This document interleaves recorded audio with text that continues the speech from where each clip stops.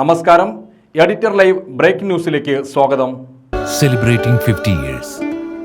Majestic jewellers. Operation മത്സ്യയുടെ ഭാഗമായി മത്സ്യവിപണന കേന്ദ്രങ്ങളിൽ ഭക്ഷ്യസുരക്ഷാ വകുപ്പും ഫിഷറീസ് വകുപ്പും ചേർന്ന് മിന്നൽ പരിശോധന. തിരൂരിലും വയലത്തൂരിലും ഭക്ഷ്യയോഗ്യമല്ലാത്ത മത്സ്യം പിടികൂടി നശിപ്പിച്ചു. തിരൂരിൽ 125 കിലോ പറവ മത്സ്യവും വയലത്തൂരിൽ 25 കിലോ അയലയുമാണ് പിടികൂടിയത്.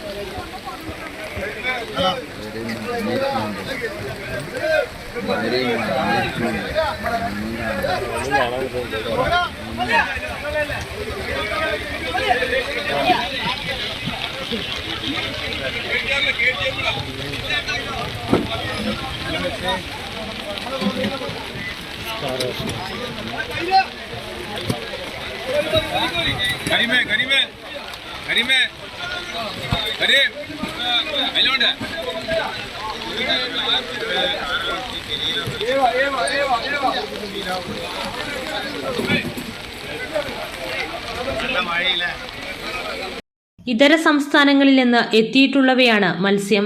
ഭക്ഷ്യസുരക്ഷാ വകുപ്പ് തിരൂർ താനൂർ സർക്കിൾ മേധാവികളുടെ നേതൃത്വത്തിൽ മൊബൈൽ ലാബിന്റെ സഹായത്തോടെയായിരുന്നു പരിശോധന. തിരൂരിൽ പുലർച്ചെ 3 തുടങ്ങിയ പരിശോധന 5 വരെ നീണ്ടു. ശേഷമായിരുന്നു വയലത്തൂരിലെ പരിശോധന.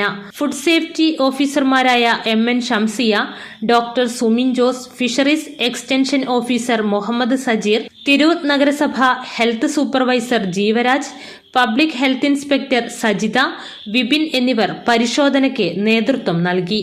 കേരളത്തിൽ ട്രോളിംഗ് നിരോധനം നിലനിൽക്കുന്നതിനാൽ ഇതര സംസ്ഥാനങ്ങളിൽ നിന്ന് ഫോർമാലിൻ ചേർത്ത മത്സ്യമെത്തുന്നത് തടയാനായിരുന്നു പരിശോധന.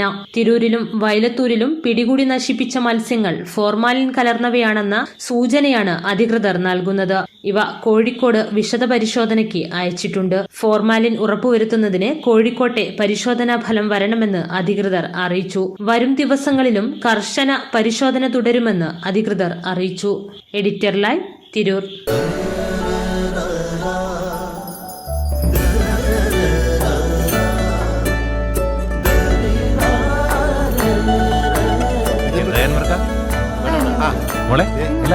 ഓൾമോസ്റ്റ് എല്ലായി.